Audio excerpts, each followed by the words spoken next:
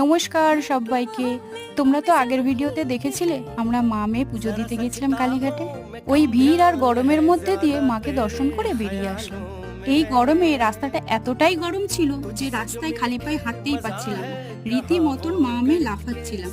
দক্ষিণেশ্বর অনেকবার গিয়ে দেখেছে, কিন্তু আমাদের বাড়ির সামনে কালীঘাটেও যে এত সুন্দর ফ্লাইওভার হয়েছে এটা দেখে খুব খুব খুশি হয়েছে। এত ভিড় ঠেলে এসে এরকম ফাঁকা জায়গায় এসে সত্যি খুব ভালো লাগলো। আর আমি তো অনেক ফটো তুলেছি। তোমরা কে কে নতুন ফ্লাইওভার হওয়ার পর মাকে দর্শন করে গেছো আমাকে কমেন্ট করে জানিও কিন্তু। আর যারা এখনো পর্যন্ত আসোনি তারা অবশ্যই ঘুরে যেও। আশা করি আমার মতন তোমাদেরও খুব ভালো লাগবে। আর ওখান থেকে বেরিয়ে কোথায় গিয়েছিলাম তোমরা তো গেস করেই নিয়েছো। হ্যাঁ, ঠিক ধরেছো, চা, যেটা ছাড়া আমি এক মুহূর্ত চলতেই পারি না। চা খেয়ে মন তো ভরলো, কিন্তু পেট তো ভরলো না। তাই লাঞ্চে কি খেলাম সেটা জানার জন্য নেক্সট ভিডিওতে যুক্ত থেকো। টাটা।